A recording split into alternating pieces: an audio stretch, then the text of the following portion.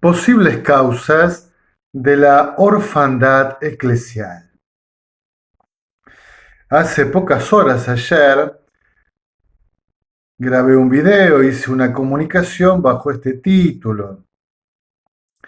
Estoy fuera de la iglesia, la claudicación. Y allí intentaba describir cómo en la iglesia parece crecer, en esta iglesia que peregrina, una sensación, un sentimiento de orfandad, de abandono, de desamparo, de soledad. Y además de advertir sobre este clima,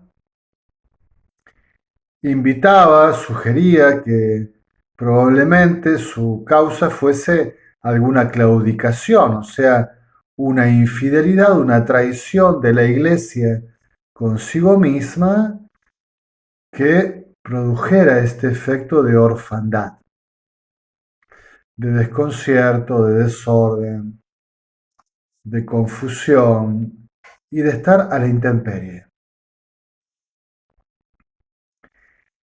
Me pareció entonces importante avanzar un paso más y hacerlo rápidamente. Posibles causas de la orfandad eclesial. Voy a elencar al menos 5 que me parecen a mí más relevantes. La primera, la que me parece más importante, la más significativa, la enuncio ahora y la desarrollo un poco al final del video, que creo que tiene que ver con un declive de la espiritualidad, un abandono, una degradación de la vida espiritual en la vida eclesial. Las otras 4 causas que voy a enumerar, creo que hay que remontarlas inclusive a tiempos anteriores al Concilio Vaticano II y bastante anteriores quizás, en su raíz. Pero bueno, que evidentemente hoy se perciben mucho más evidentes, más visibles. Las enumero rápido, las 4 otras causas son para mí la ideologización y una ideologización extrema, la confusión o falta de claridad doctrinal,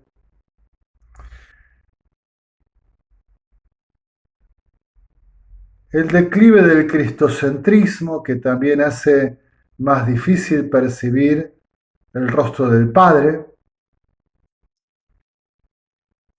y el antropocentrismo. De estas causas que enumeré ahora sucintamente, también por honestidad intelectual, digo bien por honestidad intelectual, debo afirmar que durante el tiempo de pontificado de San Juan Pablo II, más bien me ha parecido que hubo un intento de modigerarlas, atenuarlas, poner paños fríos. Creo que todavía falta hacer un discernimiento acerca de si los modos en que se intentó fueron virtuosos o quizá fueron represivos, solamente represivos quiero decir, ¿no? Eh, y después el pontificado de Francisco, porque el de Benedicto es muy especial, no puede decirse que sea exactamente una continuidad de Juan Pablo II, no se puede decir que sea lo contrario a lo que va a ser el papado de Francisco. El de Benedicto lo dejo entre paréntesis por ahora. Pero en el papado, el pontificado de Francisco, uno más bien percibe sobre estas causas, para mí probables, de la orfandad eclesial, que hubo una especie de aceleramiento, de escalada. Coloquialmente diríamos, se dio la oportunidad de echar leña al fuego. Y identifico los periodos, no estoy eh, haciendo ningún juicio sobre la persona de los pontífices y sobre sus intenciones. Ciertamente lo tengo a nivel personal, pero también a nivel personal comprendo que no es prudente ni oportuno, ni bueno, ni caritativo hacer estas expresiones en público, digamos. Las reservaré en todo caso si es necesario para mi confesor, para mi director espiritual o para algún núcleo de amigos de intimidad con una gran confianza y discreción.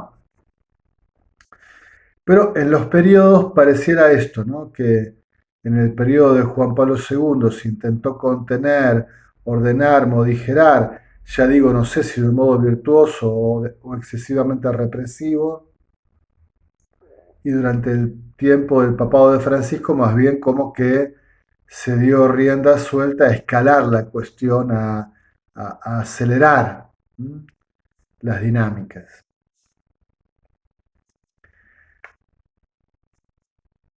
Primera causa de estas cuatro, la ideologización o ideologización excesiva. Ustedes saben que la ideología se puede decir de un modo positivo, como unas ideas, unas doctrinas que ayudan a transformar la realidad. Pero también se puede decir de un modo negativo, que el que estoy usando ahora. Es decir, como una visión sesgada, parcial, deformada de la realidad. Y entonces yo creo que esta excesiva ideologización la tenemos más que clara en aquellos bandos que solemos llamar conservadores progresistas, tradicionales, tradicionalistas, reformadores renovados, derecha, izquierda, ya lo sabemos. Y me parece que estas dicotomías, estas polarizaciones, están como muy presentes en la vida de la iglesia hoy. Hay un ambiente cargado ideológicamente. Pero esto no debiera asustarnos ni escandalizarnos. Ya San Pablo escribía, ¿no? Que algunos dicen que son de Cefas y otros que son de Apolo y aquellos que son de Pablo. Pero ¿quiénes son Cefas, Pablo, Apolo? Lo importante es Cristo. Cristo. No Cefas, no Apolo, no Pablo, Cristo. Y entonces me parece que frente a estas ideologías también necesitamos volver a poner el centro en lo que es importante, ¿no? No es el papa este o el papa aquel, el bando este o el bando aquel, la camiseta, el estandarte este o la camiseta y el estandarte aquel, sino que es Cristo y aprender mejor a convivir con la diversidad y también a confiar, porque la diversidad invita a la confianza porque solo Dios puede realizar la comunión, no sin nosotros, pero es Dios el artífice de la comunión en la diversidad. Creo que tenemos que abandonar esa tendencia muy marcada que tenemos a la uniformidad. Queremos uniformarlo todo, que todos sean de mi bando, que todos sean de este líder, que todos celebren igual, que todos prediquen igual, que todos pertenezcan al mismo movimiento carisma, que la iglesia no es eso claramente. Y entonces, bueno, olvidarnos de la uniformidad, olvidarnos también de estas contiendas, estas dicotomías, estas polarizaciones que van camino a la ruptura, porque van hacia la eliminación del otro extremo. Que prevalezca uno y si es posible se extinga el otro. No es la forma cristiana, caritativa, la que aprendimos de Jesús. Por lo tanto, creo que hay que vencer la ideología, porque nos pone en orfandad. Porque cuando es tan cargado el ambiente de ideología, en la iglesia sentimos que si no estamos alineados estamos perdidos. Si no estamos enlistados en tal bando o en el otro, nos quedamos a la deriva. Y la verdad que yo soy de los que siempre intentan permanecer independientes, ¿no? Con libertad fraterna para poder ser hermano de todos, aunque tenga muchas discrepancias con estos, con aquellos, con los otros, pero la fraternidad no es un tema solo de uniformidad, digamos, ¿no? Es un misterio más grande en el amor. Así que vencer las ideologías me parece que también nos ayudaría a bajar este clima de desamparo, ¿no? Con tanta ideología y con tanta necesidad de estar alineado y alistado, uno siente que la iglesia es poco hospitalaria. En segundo lugar, yo diría que volver a la claridad doctrinal, a la sana doctrina y evitar las confusiones, la ambigüedad, la imprecisión va a ser muy importante, ¿no? Miren, en el magisterio siempre resaltó que su función era definir y enseñar. Definir lo que es de Dios, lo que está en continuidad con la revelación, lo que está en sintonía con la revelación, con la comunicación de Dios para la salvación de los hombres. Y también la enseñanza de lo que parecía ortodoxo, o sea, de recta doctrina, de sana doctrina. Y hacer distinciones, lo que estaba en plena sintonía, quizás algunas teologías, ideas, devociones, costumbres que se apartaban en parte, las que estaban muy lejos. Y también en ese sentido, digamos, el magisterio alentaba a seguir por algunos caminos y advertía sobre otros caminos que parecían peligrosos, más confusos o más distantes de la revelación. Y a veces también sancionaba, corregía. Volver a esa función del magisterio que yo creo que hace tiempo se ha diluido. Uno agarra documentos de tiempo atrás. Tengo un video sobre esto. ¿Ha entrado en crisis el magisterio? Hace un tiempo atrás uno agarraba documentos magisteriales y decía que la Santa Iglesia afirma esto, esto, esto y esto. Y en los cánones decía anatema sea, estaba sancionado el que justamente enseñaba lo contrario, afirmaba algo en contradicción. Pero hoy los documentos magisteriales más bien son narrativos, casi parece que hacen teología más que legislar, definir y enseñar. Y entonces se empiezan a hacer grandes elaboraciones en las que uno se pierde a veces. Dice, bueno, ¿y dónde está la definición? ¿Qué quiso enseñar? ¿No? Y yo creo que habría que volver un poco a una forma más didáctica y más legislativa del magisterio. Y entonces, por ejemplo, un documento del magisterio diga, definimos, afirmamos, insistimos, recalcamos que uno, 2, 3, 4, 5. En fórmulas simples o técnicas breves. Y después en otra sección, por ahí hay que decir, bueno, fundamentaciones. ¿Querés ver por qué definimos esto? ¿Querés ver por qué afirmamos? ¿Por qué enseñamos? Bueno, acá está todo el desarrollo teológico, magisterial, todo lo que tú quieres, tenés todas las citas, en otro apartado distinto. Quizás es una propuesta, ¿no? Digo, pobre propuesta de alguien que lee el magisterio e intenta enseñarlo a otros. El tiempo del papado de Francisco quizás fue un tiempo, debo decirlo, ¿no? de mucha ambigüedad, de mucha imprecisión. Como soy honesto, tengo que decir que el Papa Francisco creo que intentó revitalizar el magisterio, que a veces eran textos que no leía nadie, o muy pocos, digamos, ¿no? Depende del Papa, del documento, lo que fuese, ¿no?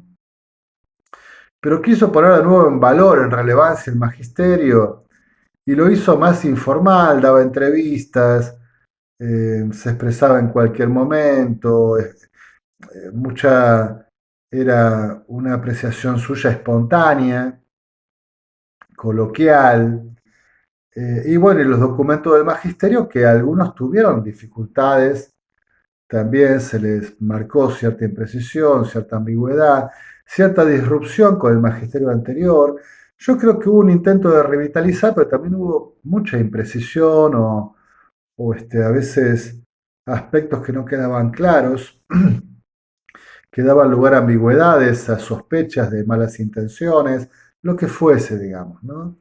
Entonces creo que volver al magisterio claro, que defina, que enseñe, va a ayudar mucho. Y eso no solo del magisterio pontificio, no solo del magisterio de los obispos y de las conferencias episcopales, sino también en la práctica cotidiana. Si los que predicamos, sacerdotes y diáconos, mejorásemos nuestras homilías, nuestras predicaciones, que fuesen más claras, que fuesen más docentes también, que enseñaran, que fuesen más profundas espiritualmente. A veces nos contentamos con predicaciones emotivas, ¿no? Sentimentales, pero si nos animáramos a crecer en nuestra predicación y a que el pueblo de Dios, que le va a costar, pero que también pueda hacer el oído y el corazón a predicaciones más nutridas, más sólidas, más consistentes, más profundas espiritualmente, creo que ganaríamos mucho todos y nos sentiríamos todos más contenidos y con menos orfandad, menos abandono.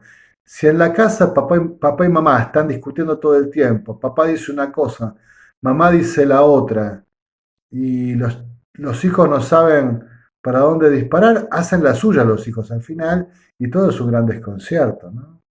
Así que creo que romper con la confusión doctrinal y romper con predicaciones fáciles, emotivistas, pero superficiales, e ir a un magisterio que defina y enseña y una predicación también sólida, profunda, va a ayudar mucho a que nos sintamos más contenidos y baje el sentimiento de orfandad. En tercer lugar, bueno, creo que en algún momento, sobre todo, me parece que en el diálogo con el mundo y con el diálogo interreligioso, el cristocentrismo no ha sido tan claro en la vida de la iglesia. Y entonces, como Cristo y la unicidad de la salvación, proclamarlo como el único Salvador y el único mediador y el único redentor, a veces ser un lugar polémico, difícil, me parece que ha habido como cierto desplazamiento de Cristo del centro, intentando hablar diciendo, bueno, todos tenemos en común que somos hombres y todos venimos de Dios, ¿no? Pero claro, la verdad es que cuando no hay hijo o el hijo queda corrido, el padre también queda desplazado. Porque el padre envió al hijo para que el hijo nos mostrara el rostro del padre. Felipe, ¿cómo me dices? Muéstranos al padre. Quien me ve a mí, ve al padre, le dice Jesús, ¿no? Y entonces no es posible percibir al Dios que es padre sin el hijo. Quitado el hijo, desplazado el hijo, atenuada la centralidad del hijo porque no vamos a entendernos en ese lenguaje, y entonces pongamos en el medio lo que es común a todos, que todos somos seres humanos. De ese modo no se percibe a Dios con claridad, porque así también estaban los mayas, los aztecas, los antiguos griegos, los antiguos romanos, todos tenían claros que eran hombres, y sin embargo creían tan distinto de Dios, ¿no? Entonces, para percibir a Dios y ese Dios que es Padre, es absolutamente necesario el Hijo. Nadie conoce al Padre sino el Hijo, y a quien el Hijo se lo quiera dar a conocer. Entonces, sin Hijo no hay Padre. En ese sentido, me parece que tenemos que recomponer en la Iglesia nuestra relación con el mundo y con otras religiones desde este punto, ¿no? No podemos correr al hijo, desplazar al hijo, ocultar al hijo en algún punto, para encontrarnos en algo que es común, como si el Hijo dividiera. Que además también es así, ¿no? Jesús dijo, no he venido a traer la paz sino la división. O sea, es necesario entrar por Él. Él es la puerta estrecha, Él es el camino angosto. No hay acceso al Padre sin el Hijo. Creo que esto hay que retomarlo y mientras nosotros a veces mantenemos un lenguaje hacia afuera con el mundo interreligioso, eh, donde a veces apartamos al Hijo para ir a un terreno más común, la humanidad, un Dios de todos, eso nos repercute dentro de la iglesia, porque también nos confunde adentro. Y entonces si da lo mismo, cualquier Dios, evidentemente hay un solo Dios, ¿no? Un solo Dios verdadero. Pero si da lo mismo creer esto y creer en lo otro, si ese es nuestro lenguaje hacia afuera. Por ahí nos pasa que los que están adentro, los que ya tienen fe, se empiezan a confundir y dicen, ah, sí, lo que están predicando para afuera también vale para lo que predican para adentro, es lo mismo. Entonces no se puede tener un doble lenguaje, digamos, ¿no? Nosotros tenemos que predicar para adentro lo que creemos, que Jesucristo es el Señor y que no hay acceso al Padre sino por el Hijo. Y hacia afuera tenemos que predicar lo mismo. Después tenemos que ver las formas como lo hacemos para poder dialogar. Pero no podemos tener un doble discurso. Eso da un sentimiento también de desamparo, de abandono, de confusión, de orfandad. La cuarta causa, yo decía, bueno, el famoso antropocentrismo, ¿no? Hablar tanto de nosotros, ¿no? Poner tanto al hombre en el centro. Lo que nos pasa, lo que no nos pasa, lo que nos aflige, lo que nos entristece, lo que nos alegra, nuestros proyectos, nuestros desafíos. Está muy bien, de eso hay que hablar, es importante para Dios y Dios quiere escucharnos sobre eso. Y está bien que hablemos, pero no podemos agotar todo ahí, tenemos que levantar la mirada, digamos, ¿no? Y poner de nuevo el centro en Dios, volver a un sano teocentrismo.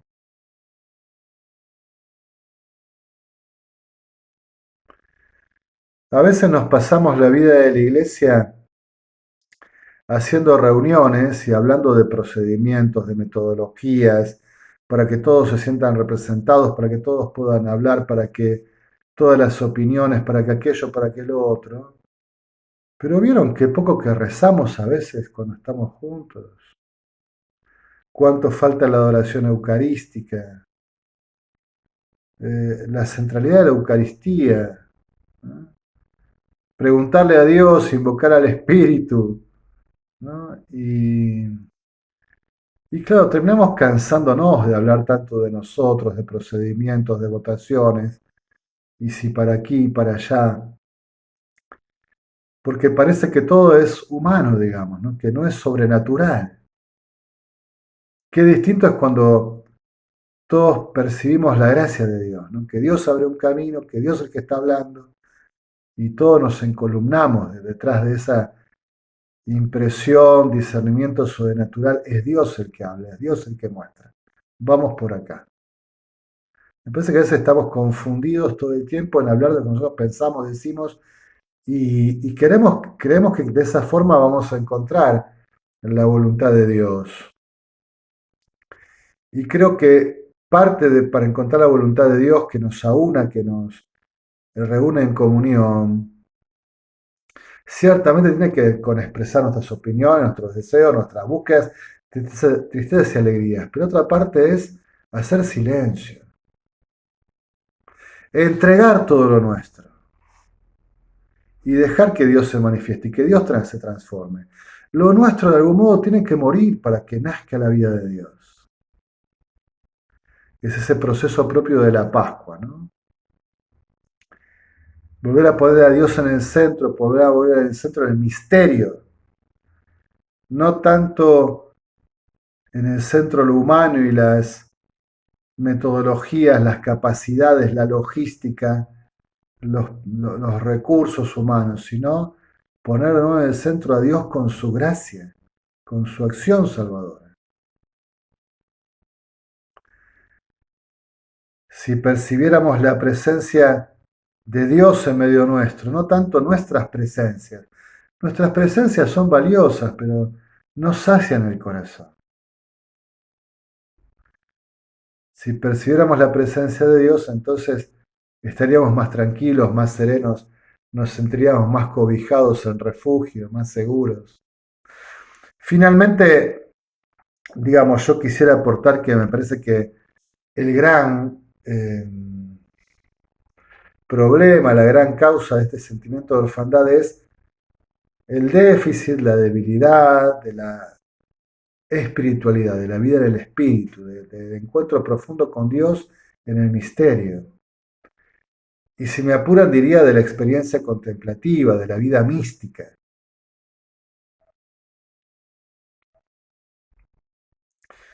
Porque realmente nosotros creemos aquello que rezamos. Quien a Dios tiene nada le falta, solo Dios basta. Realmente lo creemos. Señor, nos creaste para ti, nuestro corazón estará inquieto hasta que descanse en ti. Lo experimentamos, lo creemos, lo anhelamos. Dios es el todo de nuestra vida. ¿Podemos decir que Dios es consuelo? Las parejitas enamoradas que por ahí se casaban coloquialmente en mis tierras decían contigo pan y cebolla. O sea, nos puede faltar muchas cosas, plata, un techo, una cama. Puede haber solo pan y cebolla. Estamos en la pobreza, en la miseria casi. Pero si estamos juntos, eso me basta, eso es suficiente. ¿No será que cuando también nos sentimos abandonados, desolados, en orfandad, desprotegidos, confundidos, no será en el fondo que nos falta Dios?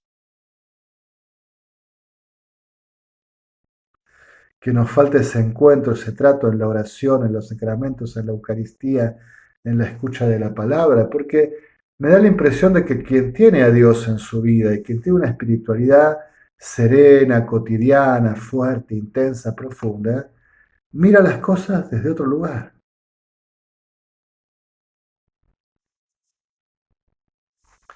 Yo, digamos, no soy ingenuo. Fíjense que miro la iglesia, la vida de la iglesia con un cierto nivel de preocupación, digamos, ¿no? Y de hecho hay cosas de la iglesia que me duelen, digamos, que pasen, que le pasan a hermanos, a hermanas, laicos, consagrados, sacerdotes. Claro que percibo la realidad y yo digo, estamos en un tiempo complicado, es un tiempo de crisis. Ahora personalmente, el padre Silvio está feliz, serenamente feliz. Claro que lamento que pasen estas cosas, pero bueno, en mi vida personal las puedo elaborar, las puedo resolver, puedo ir adelante y puedo tomar decisiones. Yo he tomado decisiones y decisiones muy fuertes, muy intensas acerca de mi ministerio sacerdotal, de mi participación en la vida de la iglesia. Las he tomado con absoluta serenidad, con la dirección espiritual, en la oración, digamos, ¿no? Y siempre han repercutido en fecundidad, en frutos, quizás no los que otros esperan, ¿sí? Pero en equilibrio, en serenidad, en luz, en paz, en paciencia, en esperanza, en caridad, en misericordia, en sabiduría espiritual, en madurez. Pero bueno, porque me parece que la espiritualidad es algo tan importante, ¿no? La vida en el espíritu, la vida interior, como quieran llamarla, el encuentro con Dios por la fe, la esperanza y la caridad, que nos da una mirada distinta, que nos ayuda a comprender, que nos ayuda a hacer síntesis, a encontrar los caminos.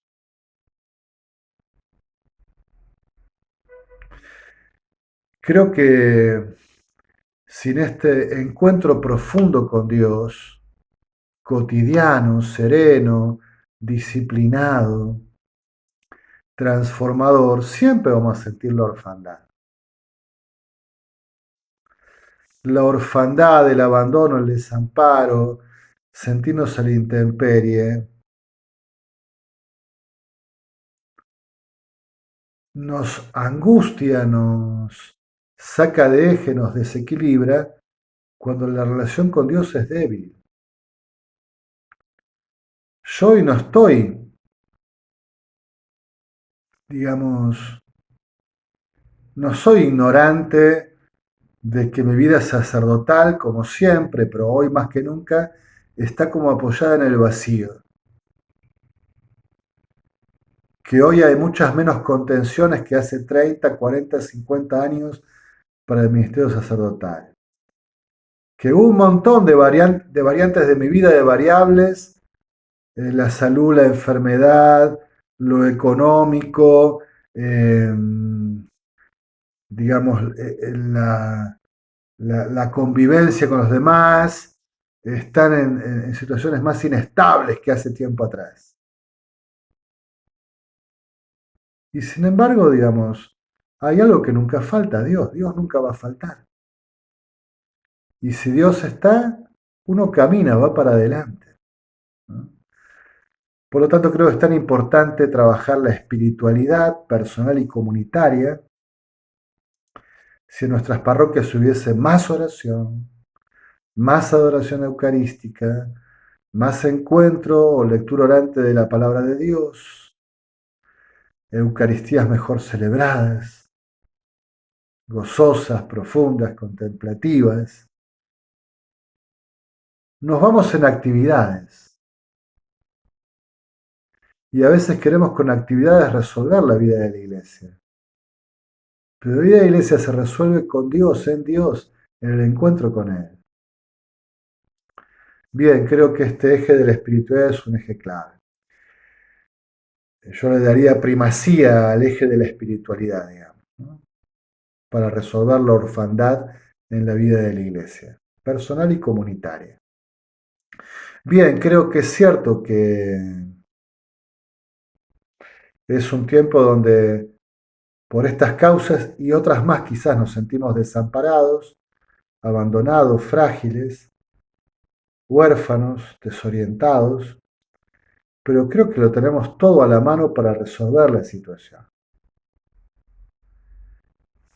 He intentado hacer algunos aportes, he intentado hacer algunas sugerencias, dar algunas pistas en lo que yo percibo y creo que podría ser un camino de resolución, pero sobre todo me advierto y les advierto que la clave es Dios, digamos, ¿no?